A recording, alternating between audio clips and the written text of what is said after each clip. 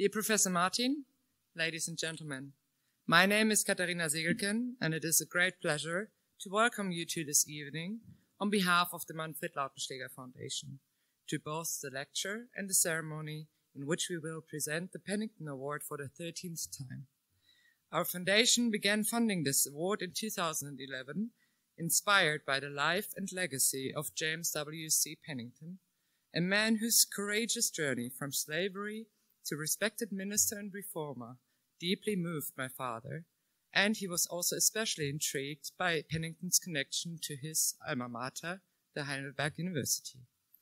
When my father first told my brother and me about Pennington's remarkable life, we too were immediately fascinated.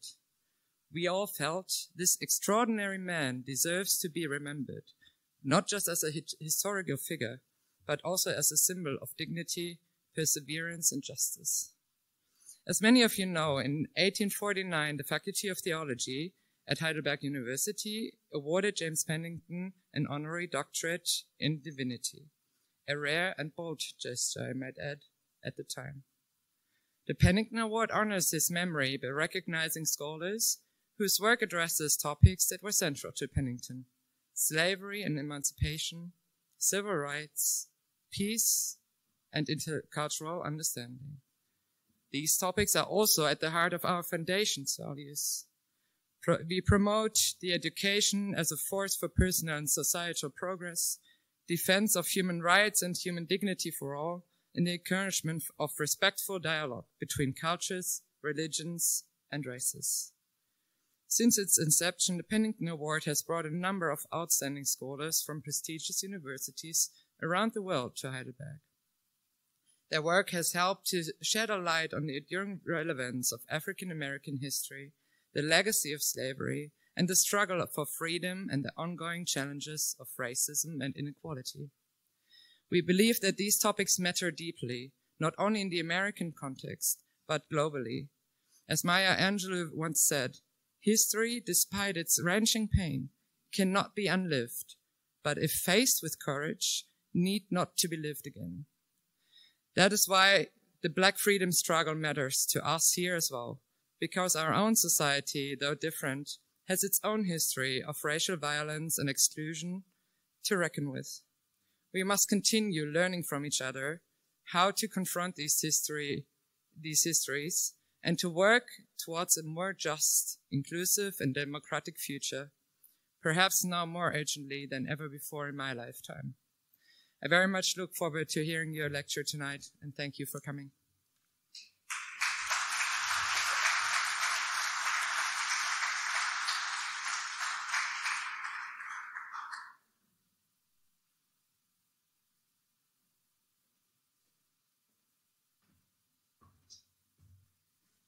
Good evening, everyone. First of all, I would like to convey greetings and best wishes on behalf of Vice Rector Katja Patzel-Mattern.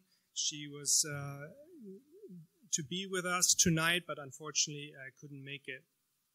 My name is Jan Stiebermann. I teach American religion here at the HCA and the Faculty of Theology. And it's my privilege to introduce to you the winner of the 2025 Pennington Award, Professor Lerone Martin. Professor Martin is the Martin Luther King Jr. Centennial Professor in Religious Studies and African American Studies and the Nina C. Crocker Faculty Scholar. At Stanford, he also serves as the director of the Martin Luther King Jr. Research and Education Institute.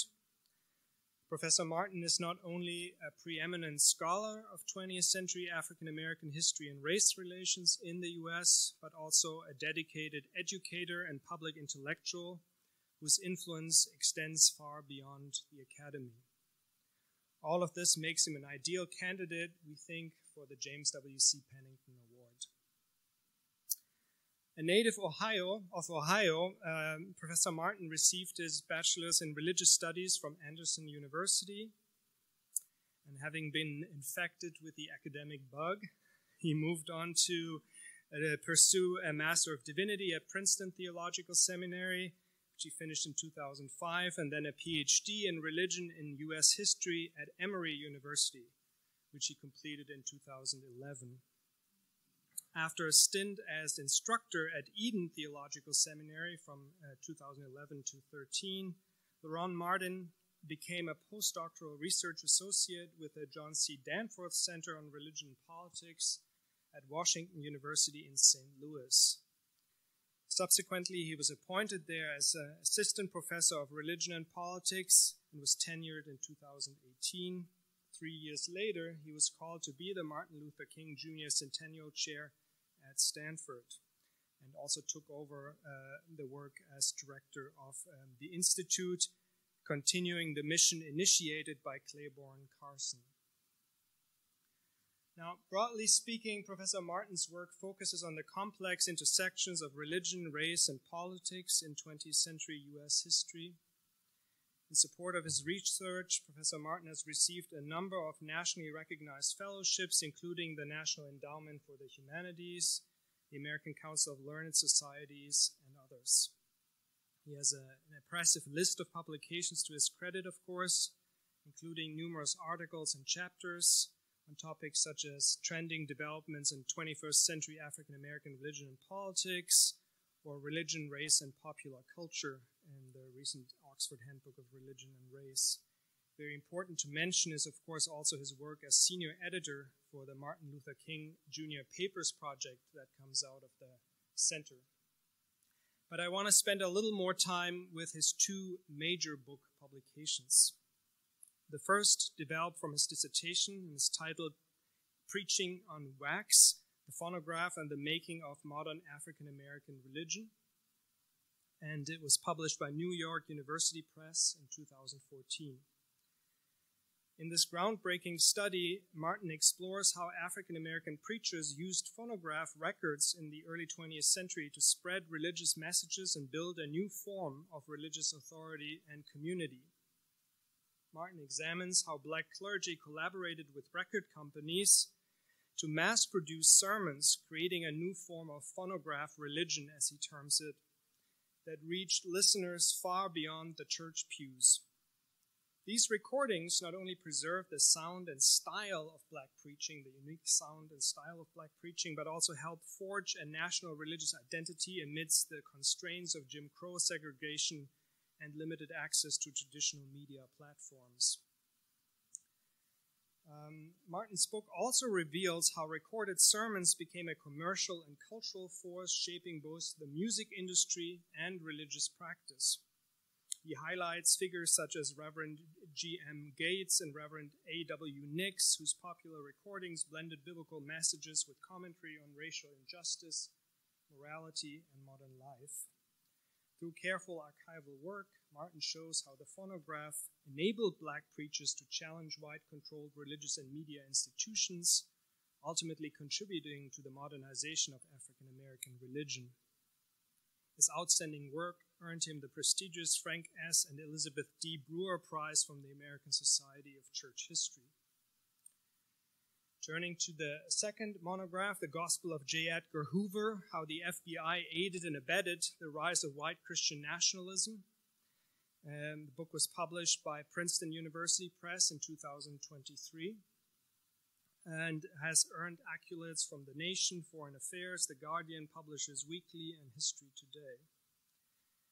The book presents a compelling and deeply researched account of how the FBI under Director J. Edgar Hoover actively collaborated with white Christian nationalist movements throughout the mid-20th century.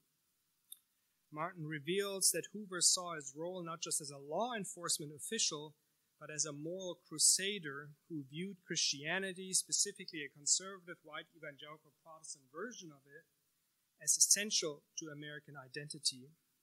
He shows how the FBI used its vast resources to support religious leaders and institutions that aligned with this worldview, helping to amplify their message while simultaneously surveilling, discrediting, and undermining civil rights activists, black churches, and progressive Christian voices.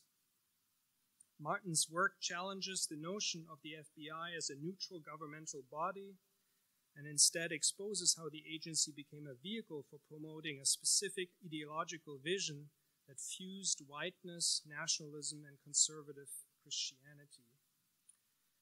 It also sheds much new light and not positive light, I have to say, on key figures such as Billy Graham, who collaborated with the FBI, and Hoover personally.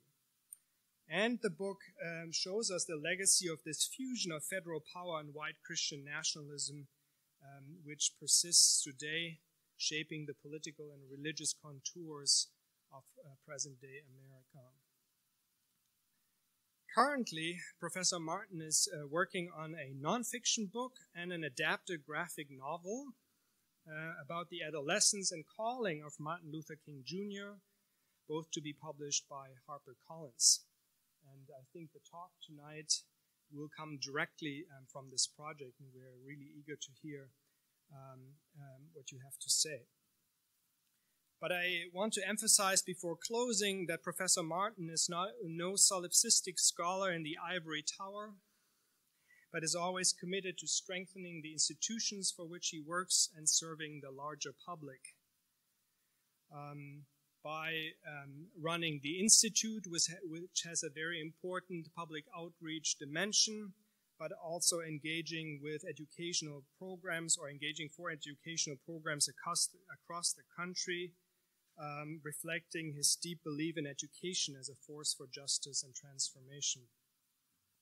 He makes an effort to reach a wider audience with his insights through outlets like C-SPAN, PBS, the New York Times, Boston Globe, and CNN, but also as an advisor for PBS' forthcoming documentary on gospel music and preaching.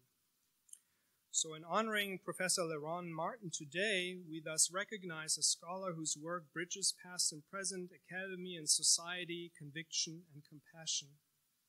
His intellectual creativity, institutional leadership, and commitment to social justice embody the best traditions of scholarship and public service. Congratulations, Professor Martin, on being awarded the Pennington Prize, and thank you all for coming out tonight.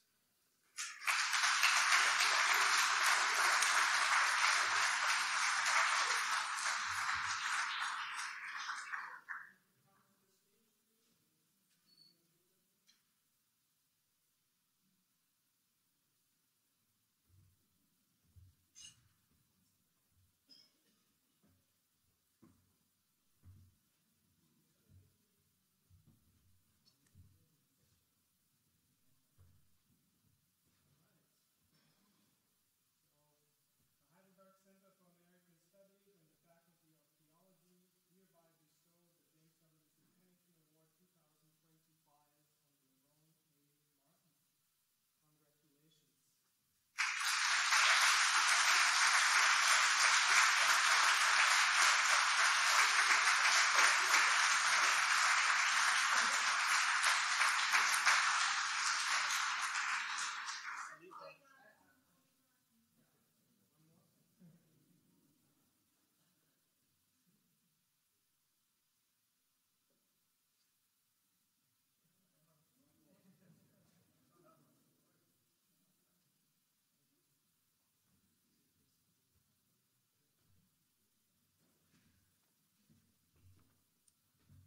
Congratulations.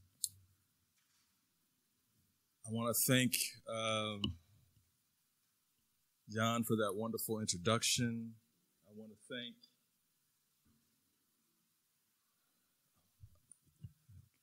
thank Jan for that wonderful introduction.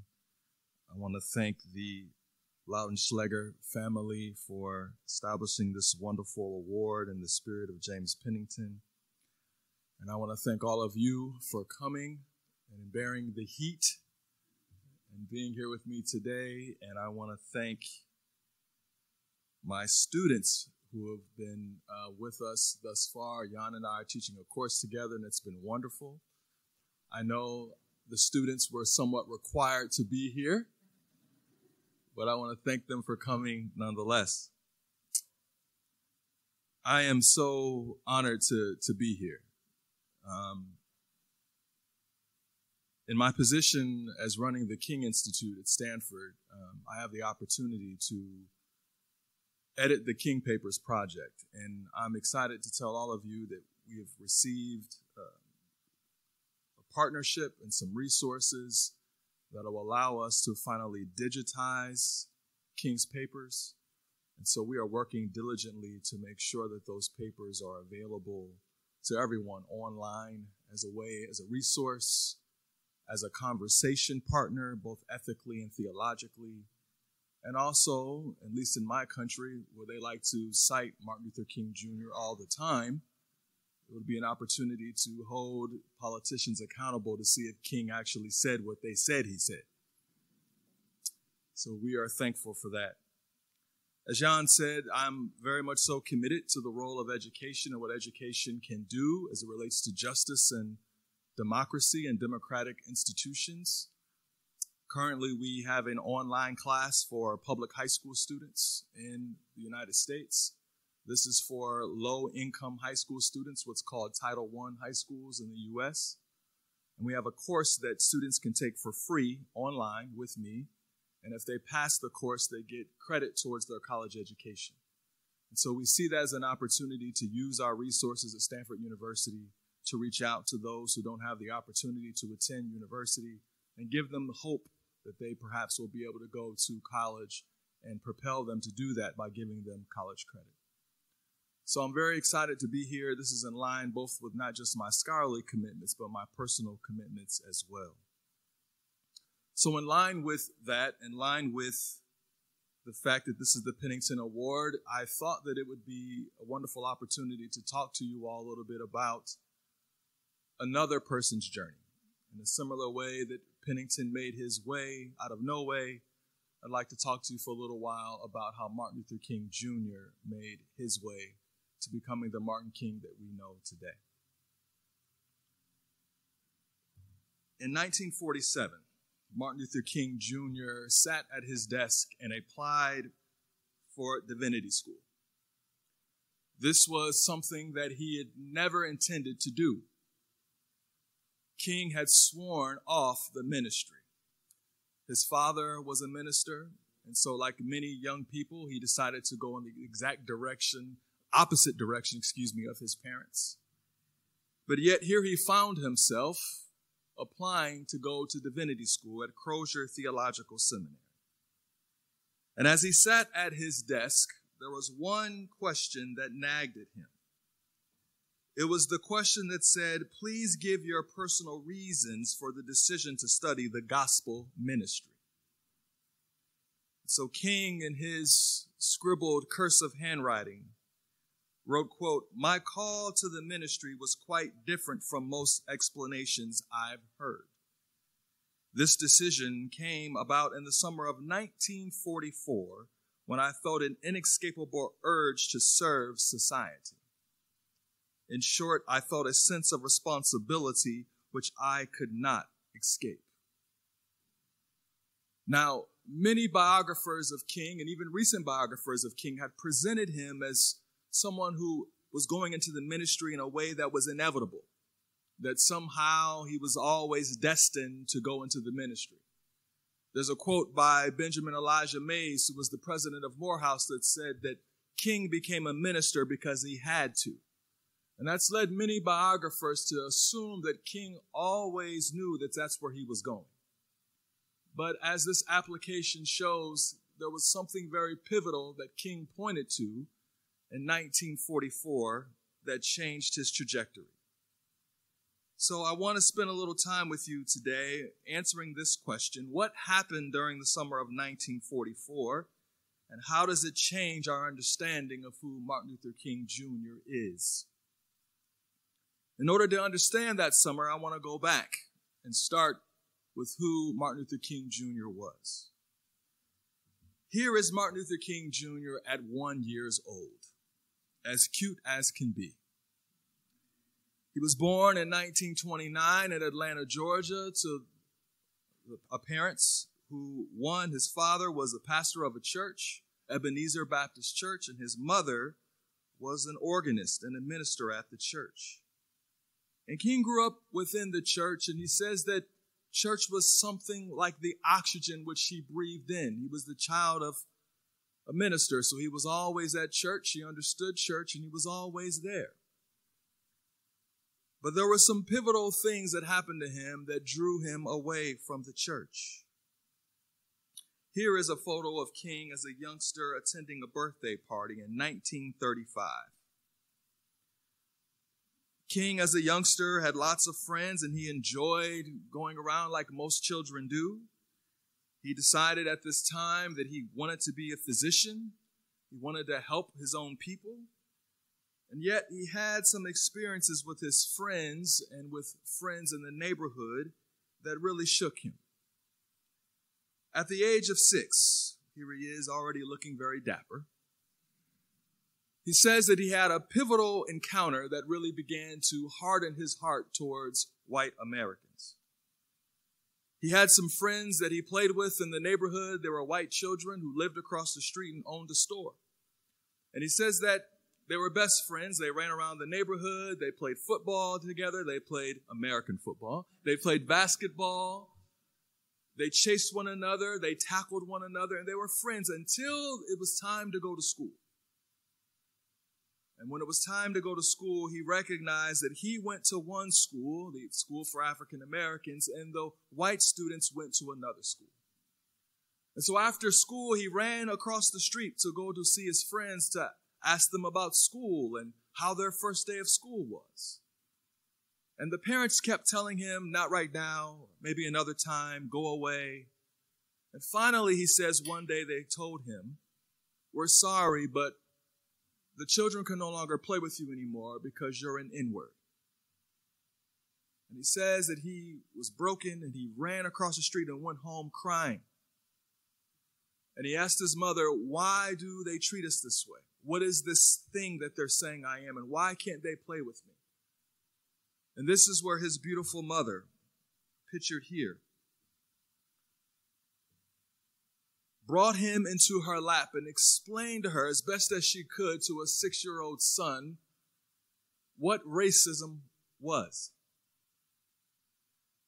She tried her best to explain to him why, because of the color of his skin, that he was no longer allowed to play with the children across the street. She tried to explain to him why that they didn't go to the same school, or why they couldn't use the same facilities, or why they can no longer be friends. And he says from that moment he cried and he cried and he cried, and he didn't quite understand it. But his mother told him, don't ever forget that you are somebody. Don't let this thing bother you. But he says it was difficult. It caused him to lose his friends. And from there, he had a series of encounters in his life that led him not only to despise white Americans, but also to doubt faith. One encounter, he says, after this was that he was at a grocery store. Like many of us as children, his mother told him to hold the bags while she went to go get the car.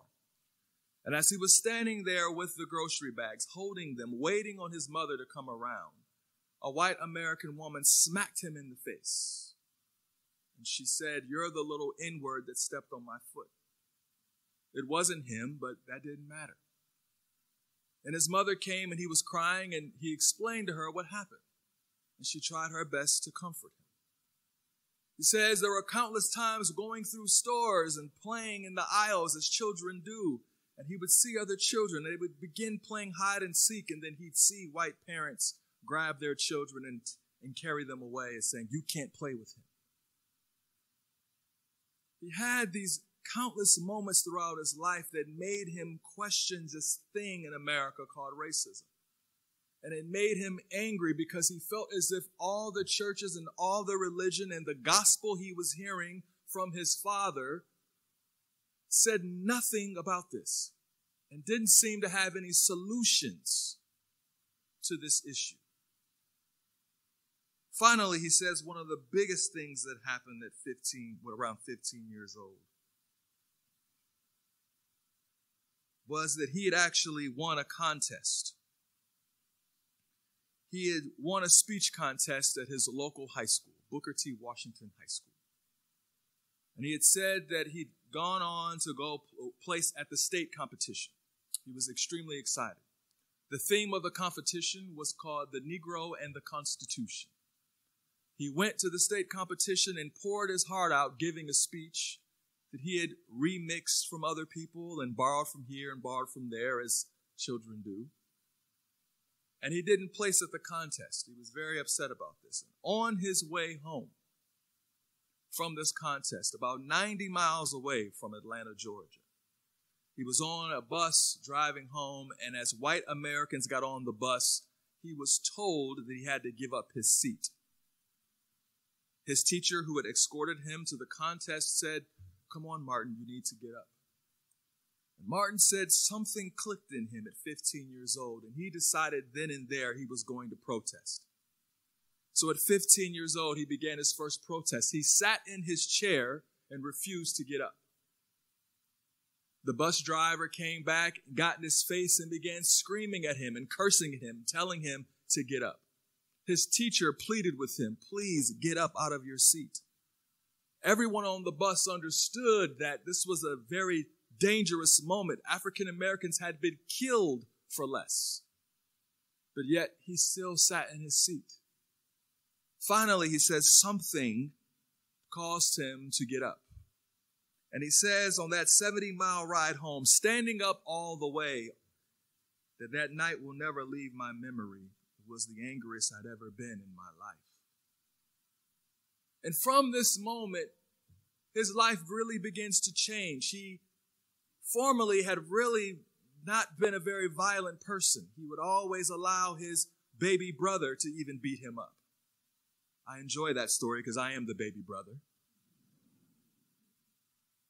And he never used to strike back. And his father would get upset with him. He would go to school formerly and be beaten up by people. And he would run home, and his father would threaten, "If you come home one more time losing a fight, you're going to have to face me." So all his life, he had been very, very, very leery of fighting. But around this time, something began to change in him. He began to punch back when his little brother punched him. He began to get in fights at school. His friends say that he became the toughest person they'd ever known. He even invented this phrase when he wanted to fight people. He would go up to them and say, "Let's go to the grass," whatever that means. And all of his friends said that he was tough. They said he was like a hellion. He had become this tough guy. He was wrestling people, and he loved to play basketball. And on the basketball court, his friends said he was like a wild tiger. And they also complained that he didn't understand the meaning of teamwork. This is Martin Luther King Jr., the person who sacrificed his life at one point in time, did not like to pass the ball in basketball. His friends came up with a nickname for him. They called him Will Shoot. You've guessed it, because every time he catches the ball, he will shoot. And so he became this sort of selfish and angry individual. And one could understand why. Looking at the life that he had lived, being hit upon, spit upon.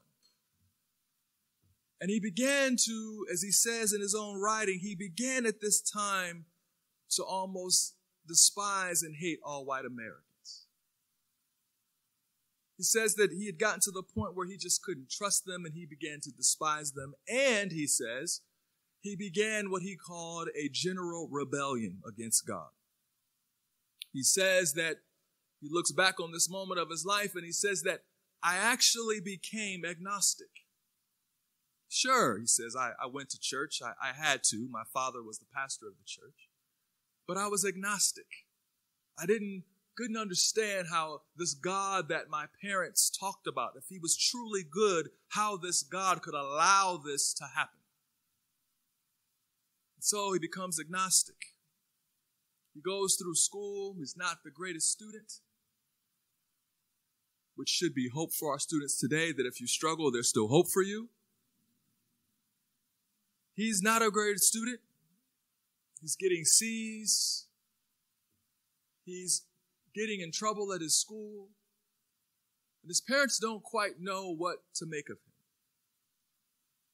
But his high school is the only high school in Georgia at the time for African Americans. public high school, and it's extremely overcrowded. And so King decides that he no longer wants to be there. He decides that he wants to go to college. And he decides that he's going to apply to Morehouse College on their early admission program. Now, this is in 1944. This is as the world is engulfed in the war. Morehouse has lost a number of its students to the draft and to the war. And so Morehouse begins to enroll younger students as a way to fulfill their seats in their desk. And so King, although he's not the greatest student, he enrolls in Morehouse College. At 15 years old, he gains early admittance. Not necessarily because he's so smart, but he's able to pass the test and he's able to get in. And in order to pay for tuition, King goes with a group of men from Morehouse College to Connecticut to pick tobacco. Now, this is the summer that King talks about in 1944. At 15 years old, he leaves Georgia, Atlanta, Georgia, and travels to Connecticut to go pick tobacco. Now, some of you may be saying, I didn't know they grew tobacco in Connecticut, and before this project, I didn't either. But they grew something in Connecticut called shade tobacco, where they would use cheesecloths and cover the fields to recreate the kind of humidity that was across the south of the United States and in the Caribbean to grow tobacco. And it was called shade tobacco. And it was done as a patriotic thing as America was fighting in the war. As you all know, it was thought that this was a way to keep the boys in Europe with smokes, keep them with cigarettes. And so King, as part of this program, goes with over 100 young men from Morehouse to go pick shade tobacco in Connecticut. This is a way for him to make money, and this is a way for him to pay for his tuition. Now, here's what some of the barns and the dormitories still look like today there in Connecticut, where he picked shade tobacco. But as you know, in my country, they are not very fond of history. They're always committed to progress. And so the actual dorm that King lived in was actually burned down by the fire department in a practice exercise. Very American.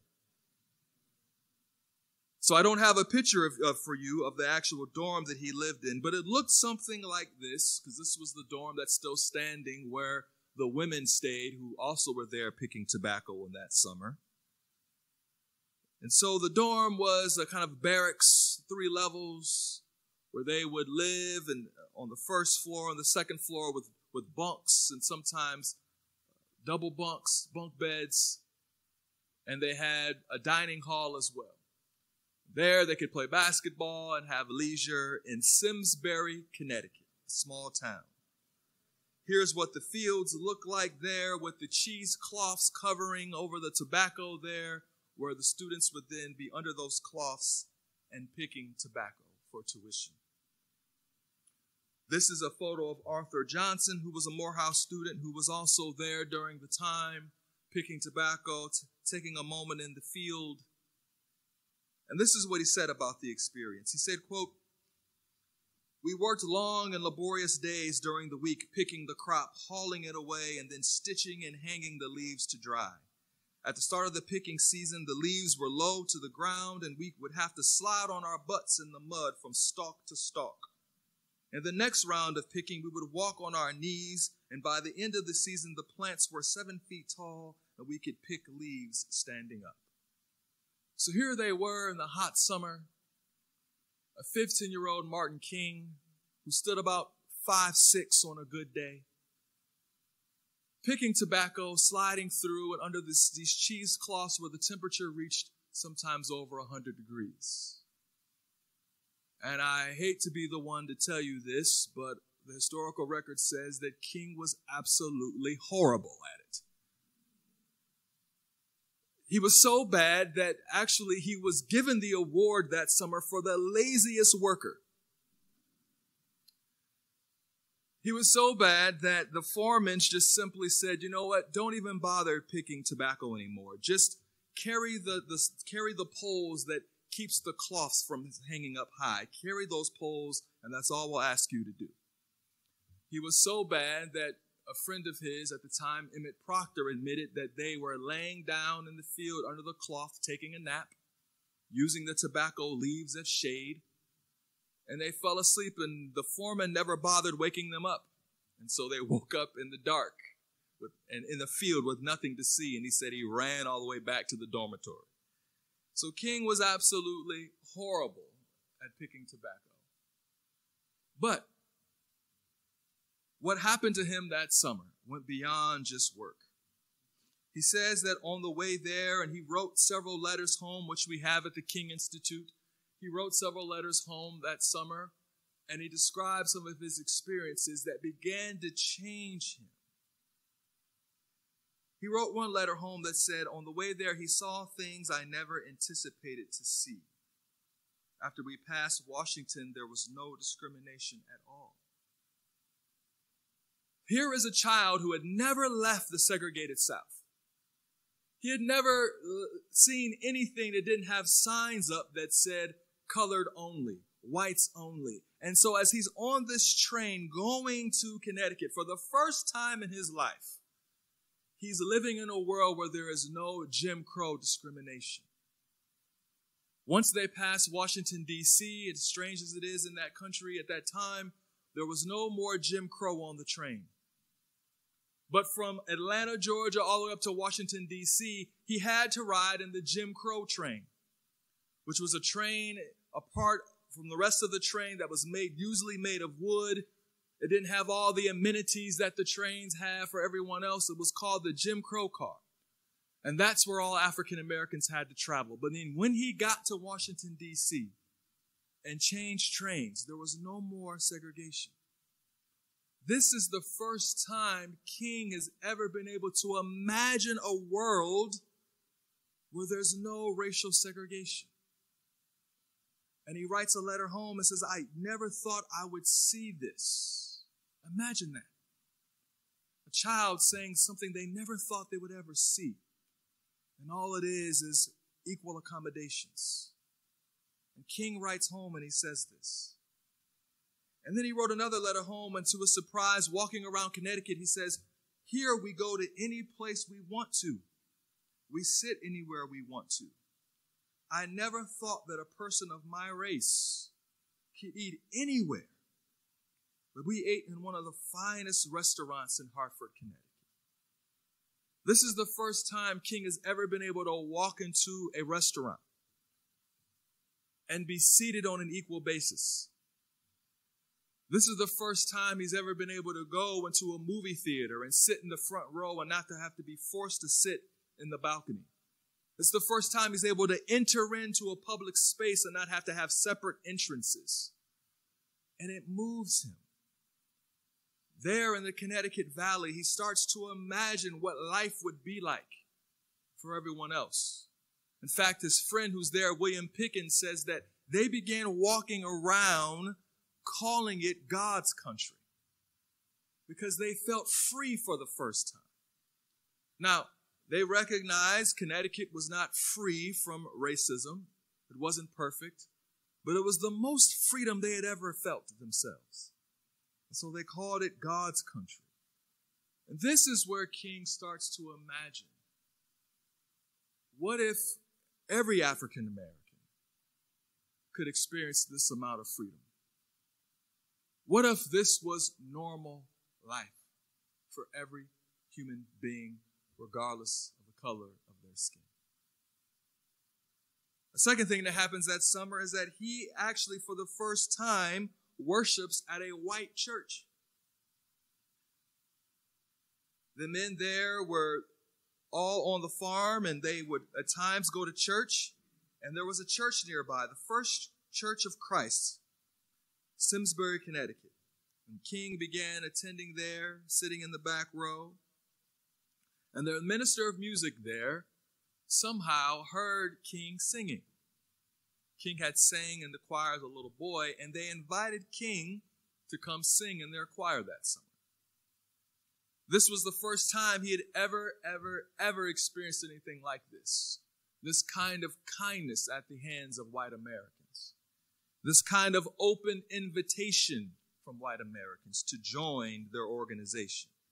He wrote home, as it was blowing his mind, he wrote home, he said, "Dad, Negroes and whites go to the same church." It blew his mind that this was actually the experience in the North. So finally, one of the things that really began to shape King was the fact that this is the place where King actually gave his first sermons.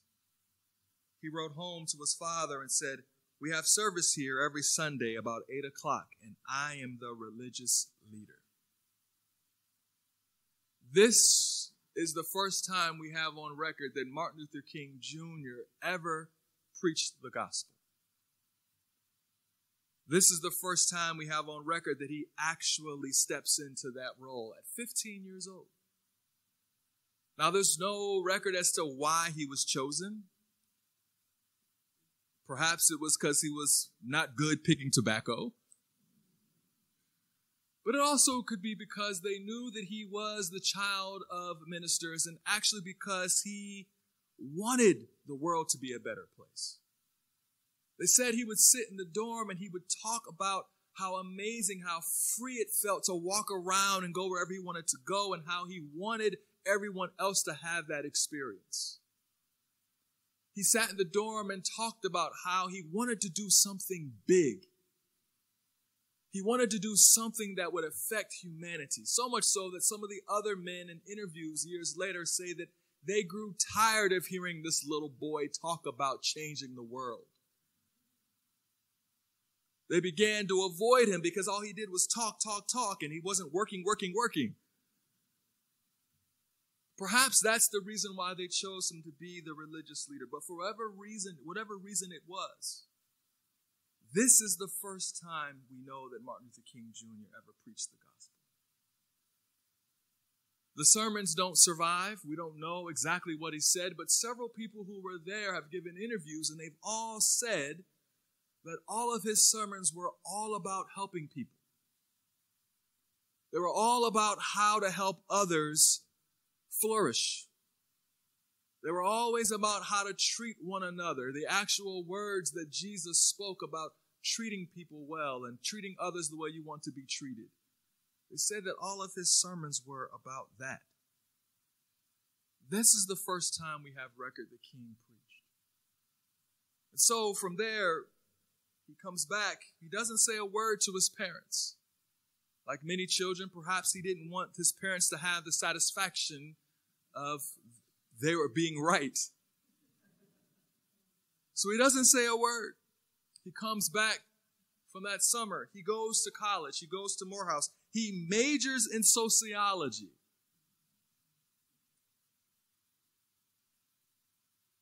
But then he says he doesn't leave any record of something that also happened that summer that I failed to mention.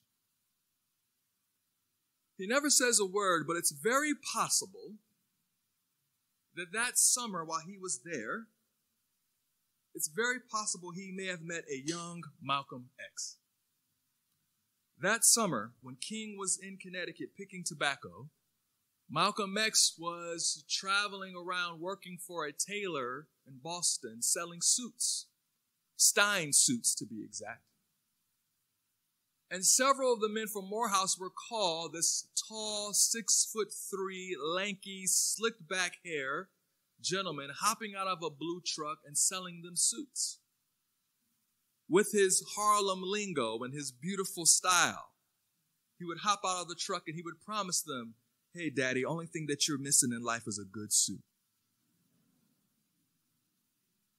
Now, we don't have any evidence that they actually met, but it's clear that both of these gentlemen were there that summer in Connecticut on the shade tobacco farms, and several college students recall buying suits from Malcolm.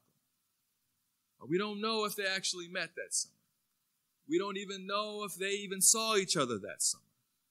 But it is fascinating to think about this moment that Malcolm, who had grown up amongst whites, had been the president of his 7th grade class in Michigan, was actually at this time in his life moving away and beginning to think that all white Americans were helplessly racist.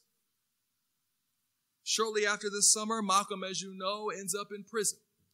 And from there, as we learned during our class, from a wonderful presentation from some of our students, converts to the Nation of Islam. But King that summer, as Malcolm is moving towards believing that white Americans are endlessly racist, King leaves from that summer moving the other direction, believing that perhaps after his experience that maybe all white folks aren't evil, that maybe there's hope. And so as I said, King leaves that summer, doesn't say a word to his parents. He majors in sociology.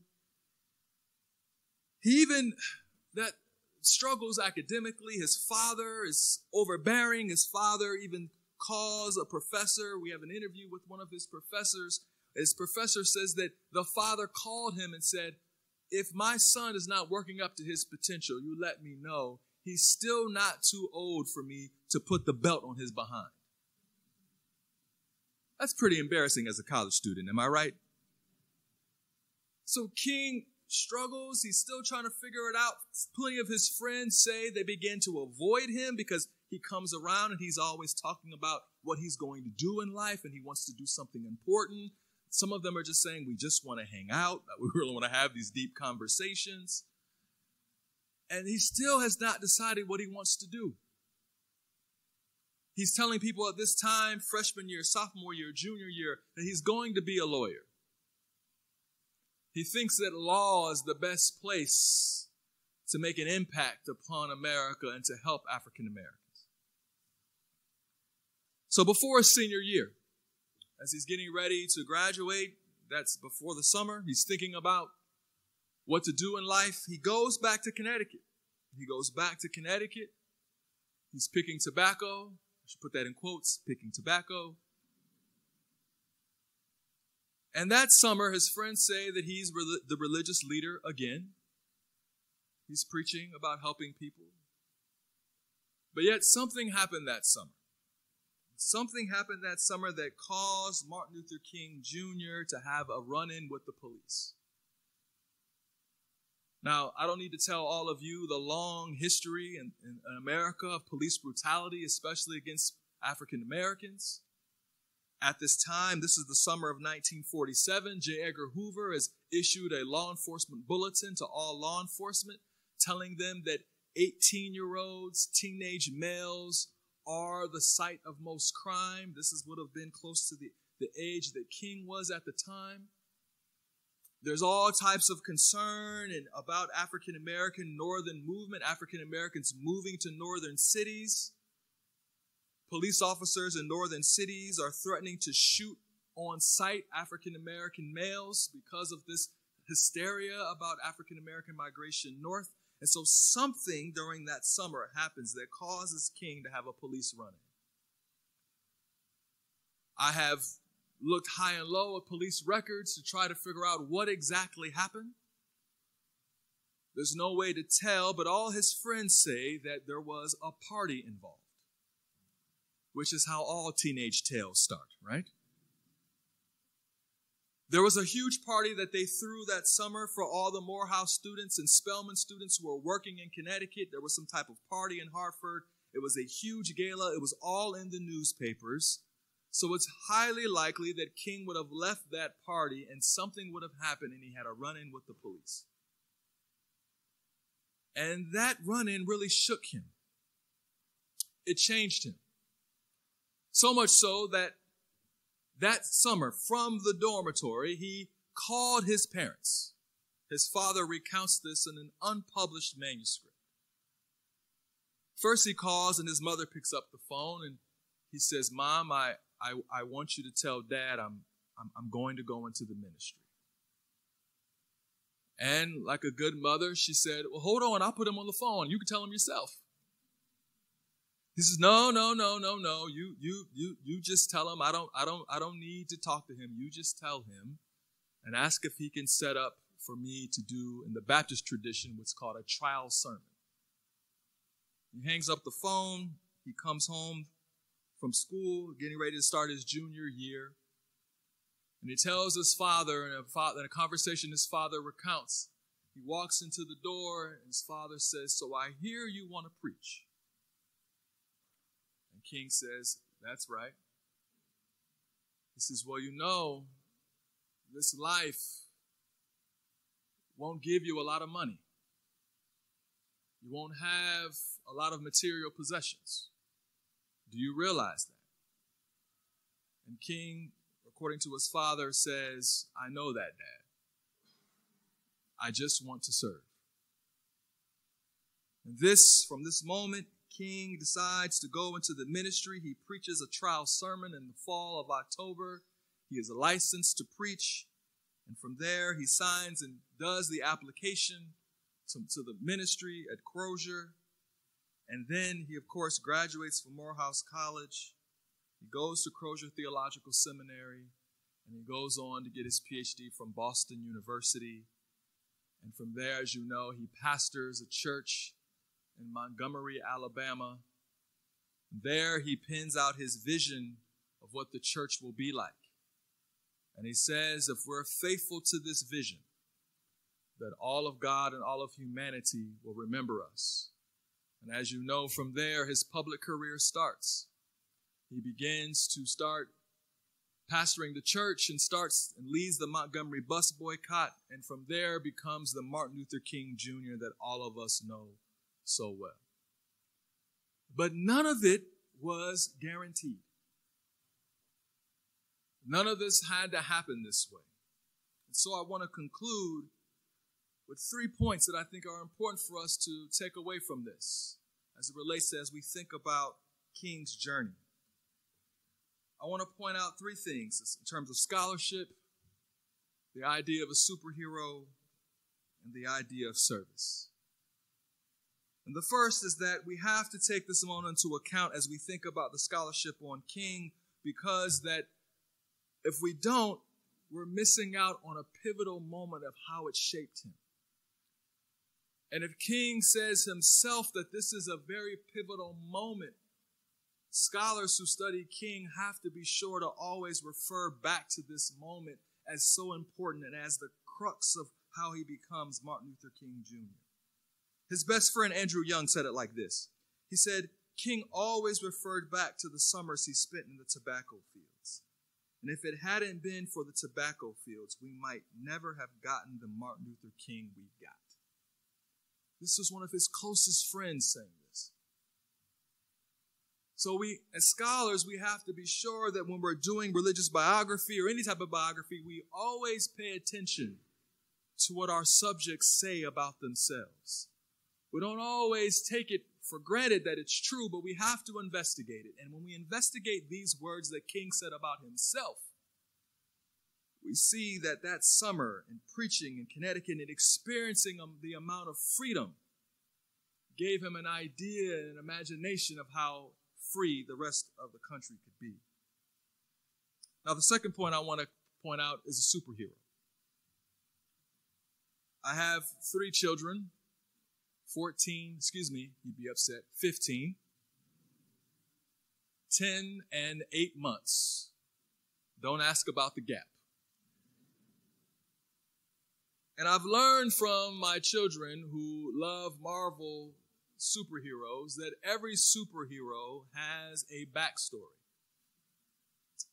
And this, in the way that we think about Martin Luther King Jr. is often as this superhero who came on our behalf to do battle for justice. But like every superhero, he has a backstory. And backstories, I've learned from my children, they help to contextualize superheroes, but they also help to explain where they received their power from, why they're motivated to use it, and their moral compass for using it for good.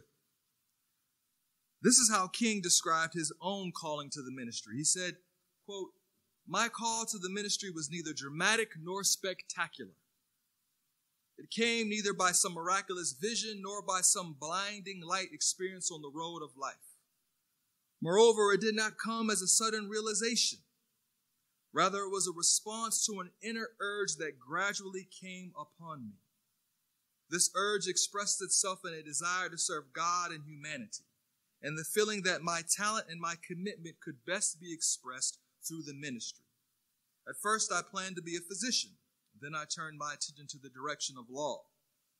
But as I passed through the preparation stages of these two professions, I still felt within that an undying urge to serve God and humanity through the ministry. This is his backstory.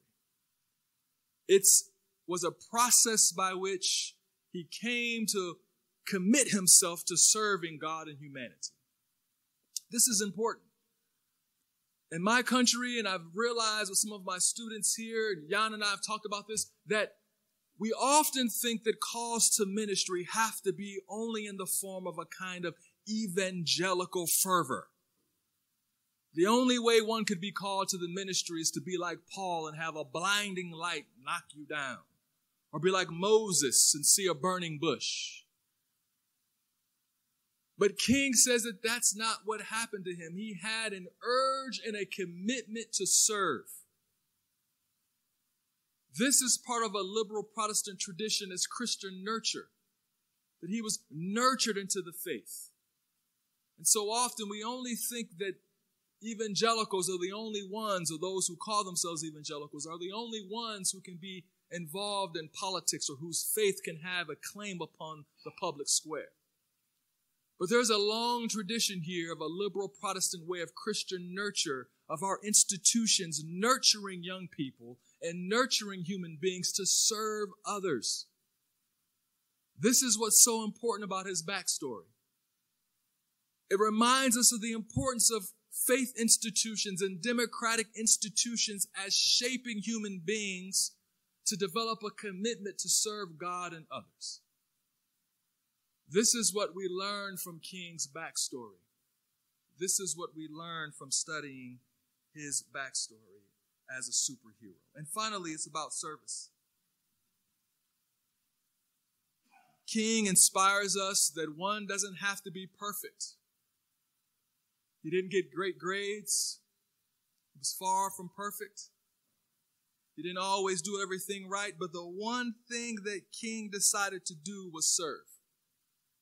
People often ask me when I travel about King and his purported immorality. When I hear about these things, it only reminds me that how flawed a human being that he is and how flawed human beings that we are. But yet, if we have a perfect commitment, we can affect our community and we can help to change society. This is what we learn from King's life. I'll close with this. When King was on that balcony in 1968 in Memphis on April 4th, the day that he was murdered, King was on the balcony preparing to go out for a meal. He just heard the great news about a federal injunction had been issued that was preventing them from march. An injunction had been given and that they were going to be allowed to march. He was very excited. He was out on the balcony and someone said to him, "Doc, it's going to be cold tonight. Make sure you grab a coat." And the last words that we have recorded that King ever spoke were the words, "Okay, I will." And I want to leave you with that in this lecture. That when the opportunity comes for you to be committed to serve humanity in the spirit of James Pennington, in the spirit of Martin King, in the spirit of so many others, that when that opportunity comes to you and you feel this urge to serve society, that like Martin Luther King Jr.'s last words, you will say, "I will." Thank you for your time and thank you for coming out this evening.